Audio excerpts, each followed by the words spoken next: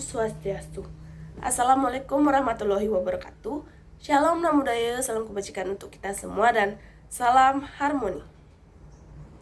Perkenalkan, saya Niketur Asinwadi dengan NIM 25110111069. Di sini saya akan membuat video untuk mata kuliah mikro konseling dasar dengan dosen pengampu yaitu Bapak Wayan Eka Paramarta, SPD MPD.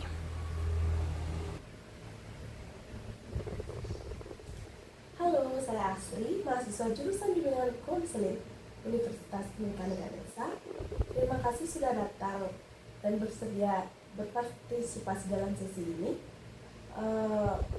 Saya di sini untuk mendengarkan Anda dengan penuh perhatian, tanpa penilaian apapun, dan membantu Anda mengeksplorasi apa yang sedang Anda hadapi. Tujuan utama sesi ini adalah menciptakan ruang aman bagi Anda untuk berbagi perasaan tentang stres akademik seperti yang terkait dengan skripsi dan ujian akhir. Apakah Anda merasa nyaman untuk memulai? Jika ada yang ingin Anda tanyakan dahulu, bisa disilakan. Halo Asri, saya Kencana, mahasiswa semester akhir. Terima kasih, saya memang butuh tempat untuk curhat tentang stres ini. Ya, saya sudah siap. Baik Kencana, saya senang Anda siap. Ingat, apa yang kita bahas hari ini bersifat rahasia dan hanya untuk membantu Anda. Mari kita mulai dengan Anda menceritakan sedikit tentang diri Anda dan apa yang membawa Anda ke sini. Baik Kencana, bisa ceritakan lebih detail apa yang membuat Anda merasa stres akhir-akhir ini.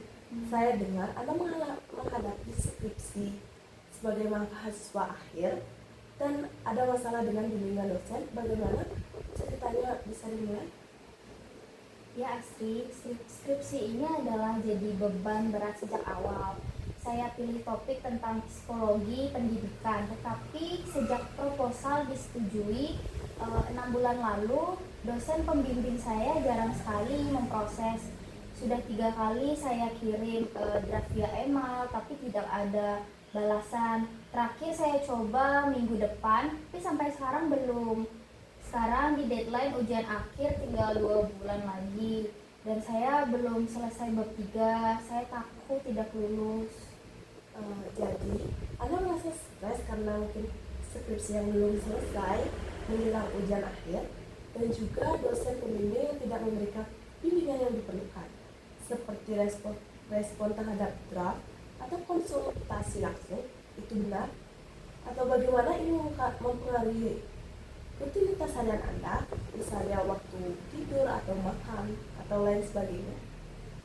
Ya betul sekali, saya sering begadang sampai jam 2 pagi untuk mengerjakan skripsi. Tapi pikiran saya kacau, kadang saya makan nasi bungkus sambil kerja, dan itu bikin badan lemas. Apalagi teman-teman saya sudah on track, tapi saya stuck di sini-sini saja. Saya juga coba cari bantuan dari senior, tapi mereka sibuk sendiri. Saya paham ini sangat berat bagimu, dan Anda sudah berusaha keras dalam mencari alternatif seperti konsultasi dengan senior. Itu mungkin langkah yang baik. Bisa ceritakan lebih lanjut lagi, misalnya kapan pertama kali Anda merasa masalah ini mulai parah, dan apa yang akan Anda lakukan untuk mengatasi stres-stres yang terjadi selama ini? Masalahnya mulai parah sekitar 2 bulan lalu. Sekitar deadline pertama lewat tanpa feedback. Saya coba olahraga ringan atau dengar musik klasik untuk relax, tapi tetap saja pikiran saya penuh dengan skripsi. Kadang saya curhat ke keluarga, tapi mereka bilang fokus saja, yang bikin saya lebih stres. Jadi stres ini sudah berlangsung lama, dan mungkin Anda menggunakan cara seperti olahraga, bermain musik untuk mengatasi masalah stres yang Anda alami, plus curhat dengan keluarga. Tapi mungkin bagi Anda belum cukup. Apakah ada momen spesifik yang membuat stres ini semakin intens, seperti deadline yang mungkin sudah mendekat pada hari mungkin? Ya, deadline ujian akhir itu paling menakutkan. Saya pikir kalau skripsi gagal, masa depan saya bisa terganggu. Kencana, dari apa yang Anda ceritakan, saya rasa Anda merasa frustasi dan kecewa terhadap kurangnya dukungan dari dosen serta keluarga, dan juga cemas dan takut akan kegagalan skripsi. Apakah itu mencerminkan perasaan Anda saat ini? Ya benar, saya kesal banget dengan dosen karena ini tanggung jawab mereka juga. Tapi lebih dari itu, saya takut gagal dan mengecewakan orang tua. Pikiran saya selalu bilang saya akan jadi mahasiswa abadi, itu bikin saya sulit konsentrasi. Mungkin saya paham. Pikiran-pikiran seperti itu sangat mengganggu dan membuat Anda merasa terjebak. Anda khawatir terhadap kegagalan dan dampaknya pada masa depan. Dan mungkin wajar karena skripsi adalah milestone besar, tapi di sisi lain perasaan kesal terhadap dosen membuat Anda merasa tidak didukung, yang memungkinkan memperburuk rasa cemas Anda. Mungkin bagaimana perasaan kesal itu mempengaruhi hubungan Anda dengan dosen atau bahkan motivasi belajar secara umum. Ya, saya jadi malas buat kontak lagi dengan dosen. Motivasi saya turun drastis. Kadang saya pikir untuk apa saya capek kalau akhirnya tetap gagal. Tapi ada bagian dari saya yang ingin selesai karena ini impian saya. Jadi perasaan ini membuat Anda menarik diri, tetapi mungkin ada motivasi internal yang kuat untuk menyelesaikan itu. Mungkin itu kekuatan yang patut diapresiasi. Kencana, pikiran tentang kegagalan memang menantang, tetapi mungkin itu juga menunjukkan bahwa Anda memiliki sebuah komitmen. Kencana, mungkin bisa kita rangkum apa yang telah kita bahas kali ini. Mungkin yang pertama yaitu Anda sedang mengalami stres intens dari skripsi yang belum selesai menjelang ujian akhir. Yang kedua yaitu diperparah dengan kurangnya bimbingan dari dosen pembimbing yang membuat Anda merasa frustasi serta cemas dan kehilangan motivasi. Namun Anda sudah mencoba berbagai cara untuk mengatasinya, seperti olahraga serta curhat.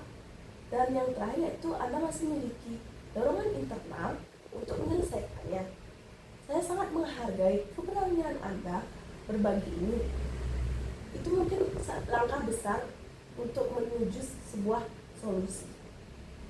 Ya, terima kasih sudah mendengarkan tanpa instruksi. Saya merasa lebih ringan sekarang. Anda tidak sendirian dalam ini, Kencana.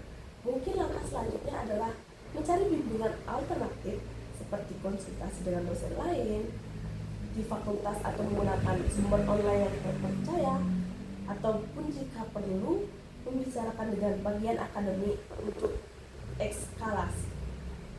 Dan juga ingat, kesehatan mental Anda adalah prioritas.